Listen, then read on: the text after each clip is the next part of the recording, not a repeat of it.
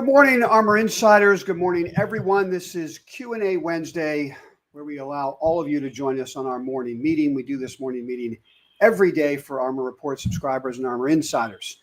Then at 9:30, we'll get started, Armor Insiders, with our live trading desk, and we'll run our virtual hedge fund together. So what we're going to do right now is go over our macro picture. We have our 4 portfolios we manage to structure our virtual hedge fund. So we have our carry trading portfolio. We hold treasury bills overnight, and then we trade the indexes. We have our macro fund, where we use our risk monitor. Those are the 10 indexes, proprietary algorithms on the 10. When they all work in symphony, we get a direction on the market. It's a high probability direction when rewards worth risk, and that's how we execute. It's not a crystal ball. It just increases the probabilities dramatically of market direction. Now, 8 out of 10 stocks follow the market. So once we have that direction in place, then we build out our innovative growth portfolio and our turnaround dividend portfolio. So we're going to go over all those portfolios, possible major change today or by the end of the week. So let's get ourselves set up for that. How are we going to adjust? We'll go over top stocks in the portfolio. That'll be top stocks to watch, top stocks to buy if things go well this week. And then a couple of thoughts, big picture things on the market in general. Let's take some time and chat about Trump versus Powell and how that might affect the market. So before I dive in, remember, guys, hey, you got to be the risk manager. You're a portfolio manager on a hedge fund desk. So I want you to think about this conversation this morning. Whenever I'm done chatting, whenever you're done looking at other information that you're gathering, at the end of the day, you got to think for yourself. What's your risk tolerance? What's your goal? What's your strategy? When the bell rings, execute that above all else. Only you can be the smart money of your own assets. All right. So first thing we're going to do is take a look at the big indexes and our risk monitor and see what it tells us about how we want to adjust risk. So we look at 10 indexes, algorithms calibrated for all 10, from things like Bitcoin at one end and treasury bonds at the other end. And then in between there, equally weighted and weighted indexes, S&P and NASDAQ, innovative growth, momentum. We look at all of that. And the only animal that can make all of those indexes behave the same is the institution. So on this desk, we say information makes money, institutions make markets. We've got to know where institutions are going. So back here, we're looking at the S&P now on a daily chart. Back here, you can see the risk monitor turned green on the 24th of April. That's where we put all of our risk on. So this is a question of when to put on risk, when to be a risk manager, right? Where you're thinking to yourself, how do I protect? Okay. So what you want to do is put the risk out aggressively when the risk monitor goes green, because probabilities are at their highest that the market's going to go up from there. And you can see that's exactly what happened. We captured this, entire rip. Then you see here, these light green boxes are follow-on buy triggers using this strategy. Okay, this is SPXL. So we have a strategy just to trade triple the S&P, going back about 32 months. As you can see on this graphic here, we're up over 145% on 23 trades going back 32 months. That number is going to be over 150% now, because we're on a trade here. The stop has been rolled up to the low of 2 days ago. Any further weakness off of yesterday's reversal is going to end trade number 23, and we're going to book another profit. This strategy is accurate about 90% of the time, going back 32 months. So these are follow-on entry points to the bigger risk monitor green signal. And it's the canary in the proverbial coal mine, which is turning into a rare earth mine. We're going to talk about METC in a minute. But I digress. It's the canary. So the first algo that's going to tell us maybe we want to manage some risk here is this one right here. So if we take out the low of 2 days ago, which is 621.80, and I always look at the S&P for this, okay? So it's right here. I use the underline. I don't use the triple for our entry and exit points. But when we get an entry or exit with our algo for the SPY, we trade triple to create those returns, okay? Yeah, 621.80. So at 621.80, if we close below there, this trade's over, and we're going to book our profit on this strategy, which will be up over 150%. And I started charting that for you guys 32 months ago. You know, there's a lot of noise out there about algorithms and the money they make, and everyone loves to show historical data, and this is back tested. And what I said to you 32 months ago is forget about, let's take it out of the back testing world and let's just do it. I'm going to show you every entry point and every exit. And so those of you who've been working with me for a while, you have the confidence to understand the information that these algos are sharing with you because you've seen it happen. You've watched the returns. You could have traded the portfolio like this and your portfolio would be up more than 150%. More because we don't count in that 150. I don't count the treasury bill interest we collect in between trades. Okay. So this is just pure trading profit. All right. So first thing to think about today and through the rest of the week, if we take out the low 621.80 or the low of 2 days ago, whichever's higher, that trade ends. We book profits. Now, I share with you guys our flagship fund. So ARMR Insiders and Report subscribers, you see this in the email I send you every morning with the link to this video. And I show you what the allocation is in the flagship fund. Now, you guys know that I manage capital for myself. I used to run hedge funds for a decade.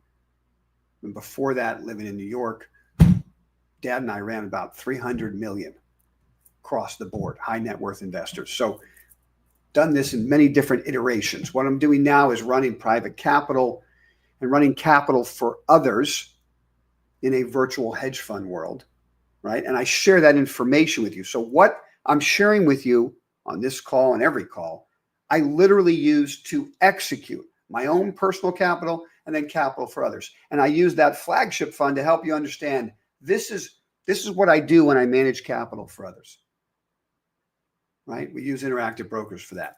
So we link up accounts and we execute. And when you see that line, you're going to see today that we've got 30% cash in the flagship fund now. So for capital I'm running, on average, 30% cash. And the way we did that is that we booked profit in our index positions. So when the risk monitor goes green back here on the 24th, we load up on indexes with a certain part of our portfolio. Our macro fund gets 100% long, double the indexes, giving us twice the performance of the market. I got some guys I run money for. That's all they want to do. So you know exactly what their returns are. Put the capital to work, twice the performance of the market. Okay? So what we do in the flagship fund is we take from column A, column B, column C. We have indexes, we have innovative growth, we have turnarounds and dividends to create a blended performance. And so we use that index exposure to swing trade. So when things get a little shaky, that's the first place I raise cash. It helps me get to 30% cash quick without disturbing my investments. And we'll go over in a minute, stocks to watch, stocks to buy, things that we're holding. Some of them are skyrocketing again this morning. So we'll go over that in a minute. But for the sake of risk management, what happened yesterday is that we saw inside out reversal day on small caps, pretty big one. Gap open, close on the lows. We saw an inside out reversal day on the Dow.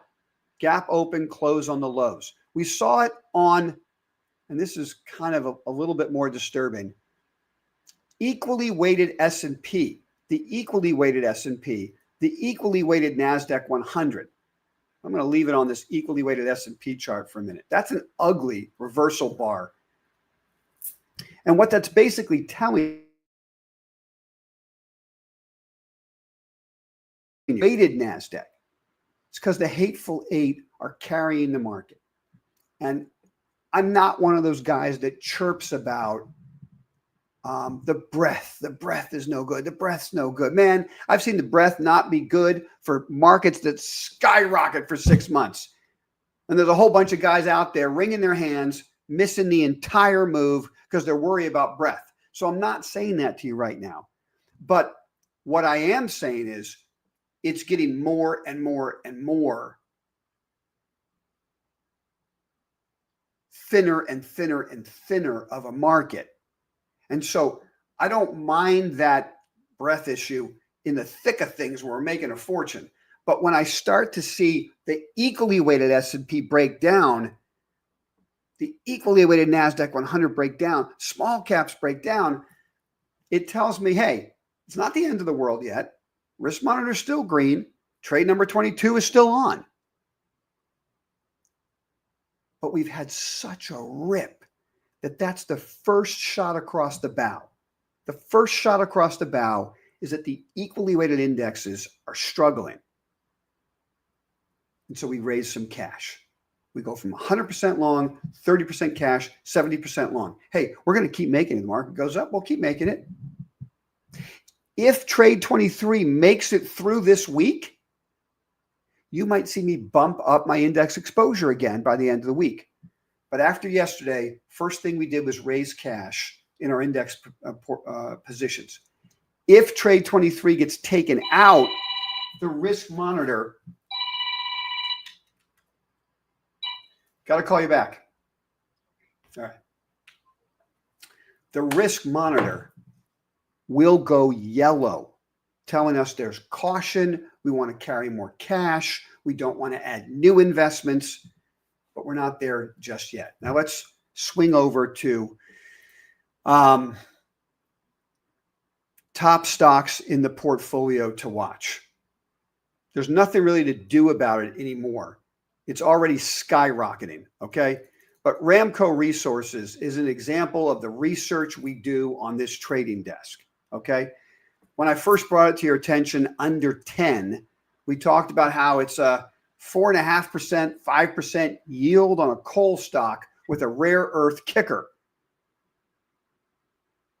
And I said to you back then, really just 2 weeks ago when it was $10, and I shared this video on YouTube. Those of you who subscribe, you can see it. You've seen the short. I said to you back then, look, a couple of years ago, company discovered rare earth, and the stock went from 8 to 22. And it took them a couple of years to make it proven, probable, spend a lot of money to figure out how they would economically take it out of the ground. And once that was resolved, I expected the stock to go back to 22, 22 and a half, the prior high. It did that yesterday, okay? It did it yesterday, and this morning it's up another 13%, trading above 24 now. So my message to you right now is, 'cause I know some of you maybe have sold it on the way up. Some of you are asking me, when do I sell it? You only need one. It's the funny thing about investing. You can make a lot of bad decisions. If you cut your losses quick, you're going to live to fight another day. And you just need one major winner to carry a whole portfolio. We're striving to get more than one here, right? We're sharing information. We're getting more. I'm going to show you a stock in a minute that's a uranium company with a rare earth kicker. And we loaded up on that a couple days ago. This is a coal stock with a rare earth kicker. Okay? The question of when to sell it, I'm getting that question a lot. So let me just tell you, you have to cut your losses quickly, and you have to ride your winners as hard as you can. That's how you make money in the stock market long term. Most people make the opposite trade. They can't stand success, so they sell their winners, and they're used to losing money, so they sit on their losses. They average down. I love the idea. It'll come back. It'll come back. And they don't even realize the opportunity cost of being stuck in a loser for months. It's not just the money you're losing. It's that you're not getting on a huge winner because your capital's tied up. So getting back to METC and what I'm going to do. Look, I raise my stops as I go. I play with the house money at this point. I'm not trying to top ticket. At some point, this is going to take a break. It can't keep melting up. It'll make some type of chart pattern. Could be high tight pennant, high tight wedge. Breaks down out of the wedge, I sell it. Breaks out of the wedge, I stay with it. This is a huge story, and I'm not just going to get off of it because the stock keeps going up. That's not a reason to sell something. Somebody wants to book some profit. Hey, you have to be the risk manager of your own assets. I get it. Some people, when they double money, take out their original investment. Now it's all gravy. Your principal's protected. You took out your original investment. All of it's gravy.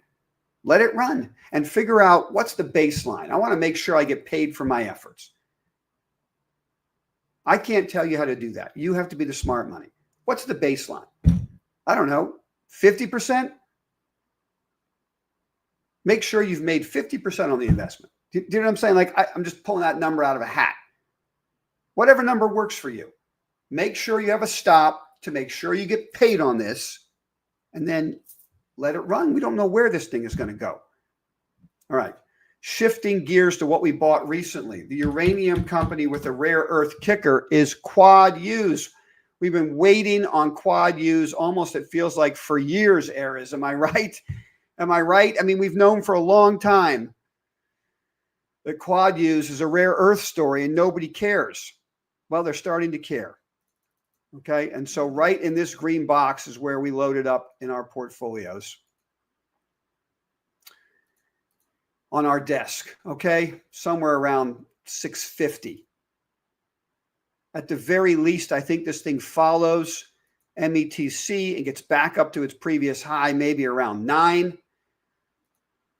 I shared this information with you, ARMR Report subscribers, of course, ARMR Insiders, guys that are following me on YouTube. Go ahead and like this video, follow me. You'll get these updates. I talked about this in morning meetings and I shared it with you guys that this stock is our next position we're putting on for the rare earth play.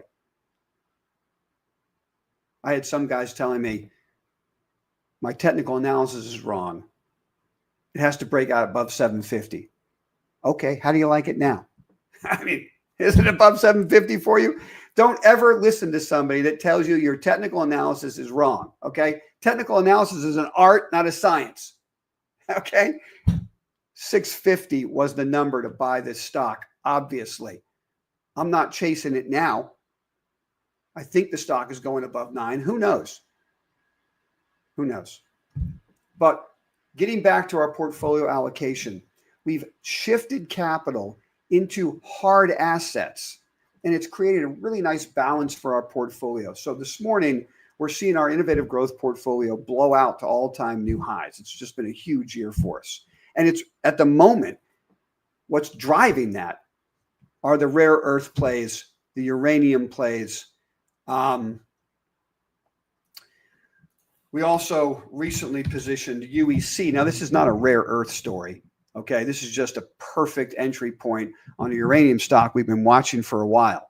This is the pennant it's forming, and it had a shake and bake setup. It shakes out, attempts to break down out of the pennant below the 250-day, and then reverses back above, and that's when you get on it.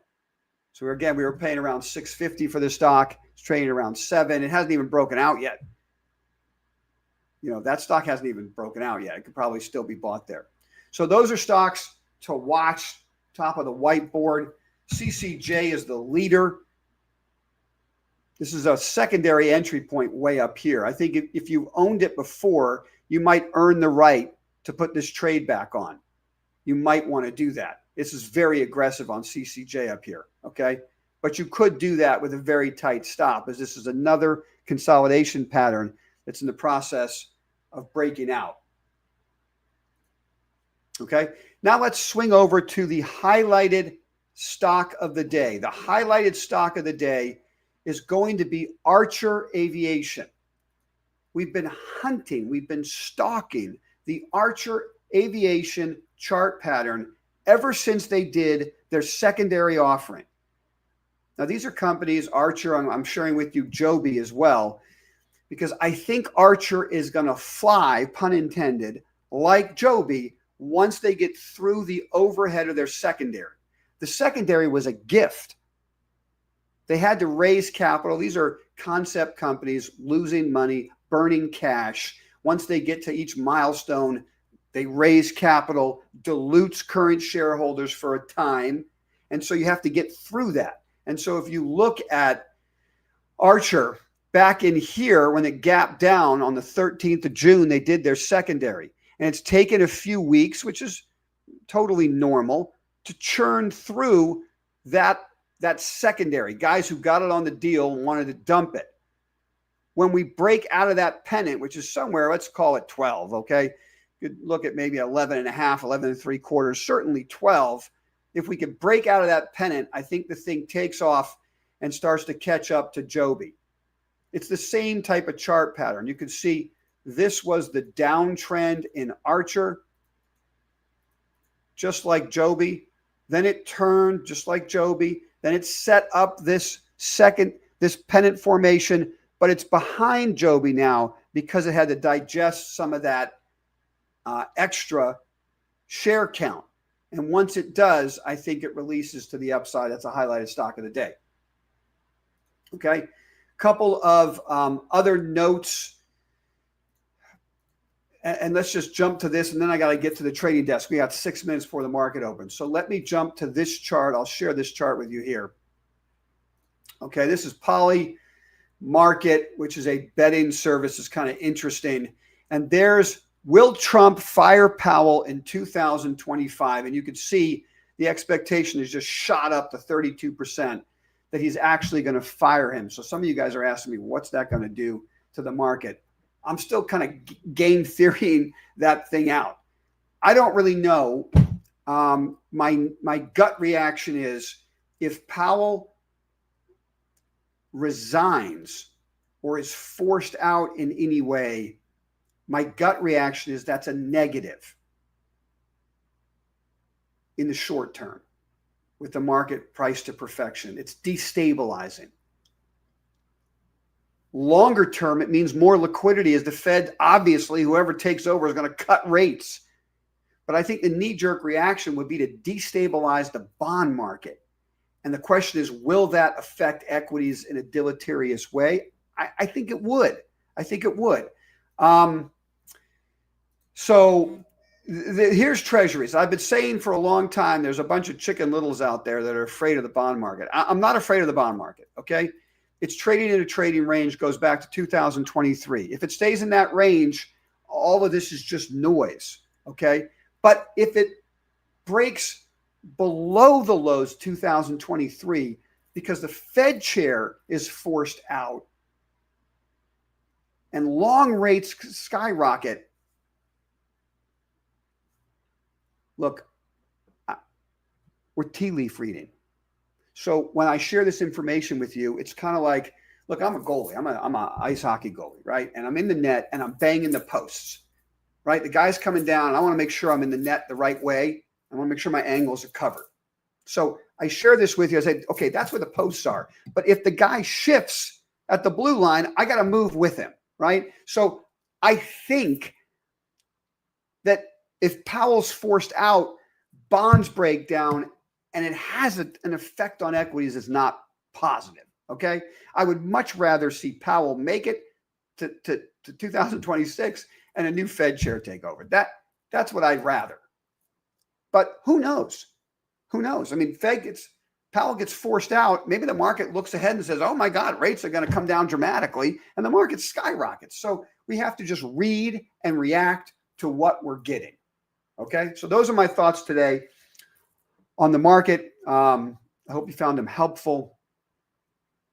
Got any questions for me? Feel free to throw them in the comments section of this video. Go ahead and like the video as usual. It helps me out. Share it with your friends. Anybody you think could use some help here. We're having a monster year on this virtual hedge fund trading desk. If you need help executing to make sure you're keeping up with that, feel free to reach out to me. Share it with friends who need the help. That's what we're here for. I hope you all had a wonderful hope you have a wonderful trading session today. ARMR Insiders, I'll see you in 2 minutes. Let's get out of here. Everybody, think for yourself at the end of the day. Forget about what I said or what you hear out there. Find a quiet place, figure out your strategy, execute that, and be the smart money.